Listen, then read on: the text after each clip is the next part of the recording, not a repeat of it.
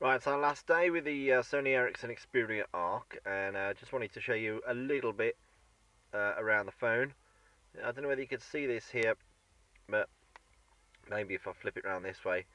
As you tilt the phone, it tilts these pictures on this very nice um, gallery system that you've got here. If I tilt the phone to the right, it tilts the pictures that way, and then tilt them to the left, and it tilts them that way. So we've got a very nice sort of gallery system there that's very interactive, very fluid. And you can see in the gallery system here you can press menu and share pictures online. You can also press more and you can crop your photo and delete your photo. The photo itself, taking a shot here, if I just show you the camera application here.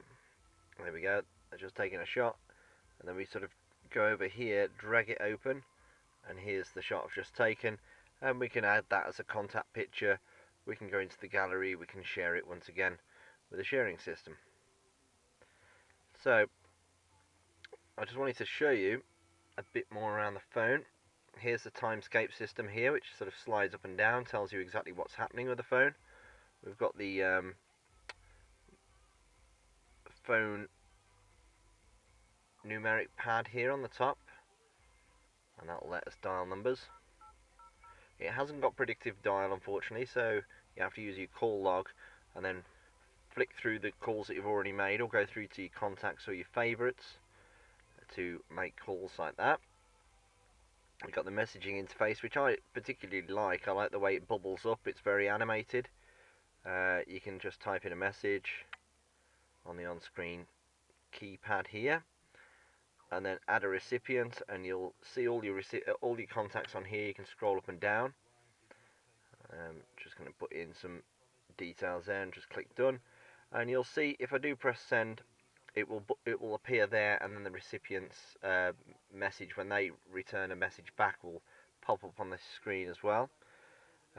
We have loads of applications on the Sony Ericsson Xperia Arc. Got the music application here, which is very nice indeed, very well implemented. We can have a look at some of the music that's been included. We can play it, and you get the album art on there as well, online content about it as well, and you can see what you're playing, create playlists for yourself. You can of course use this system here, which it does stutter every now and then when it's trying to update widgets, but you can add bits to the screen. You can drag that off there if you wish, drag it down again somewhere.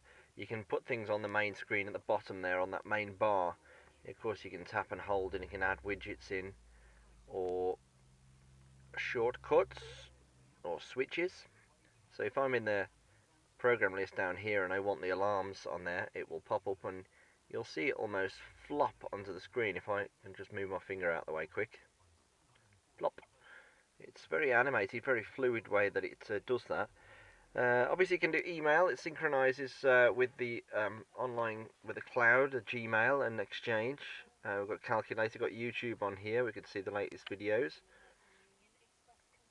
that's included. We can share our videos. We can upload them here from the phone to YouTube itself. We can go down here to the calendar, which will synchronize with your online account. We've got Facebook, the Android market, which gives you access into thousands of applications. A good browser, which of course is fantastic, being the Android browser.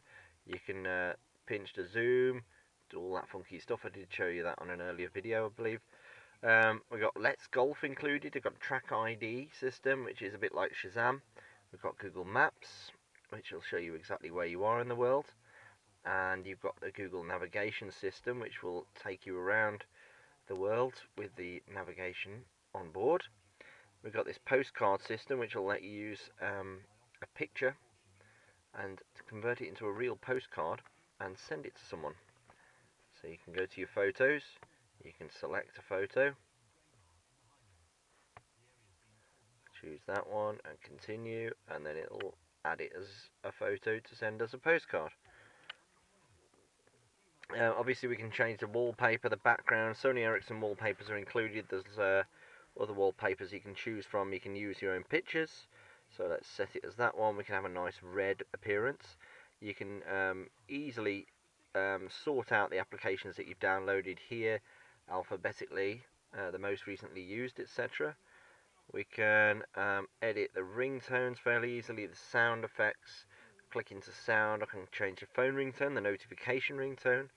There's plenty to choose from as well. We've got lots and lots to choose from here. Got the haptic feedback. We can change the display settings, whether we want animation on or the Sony Bravia engine.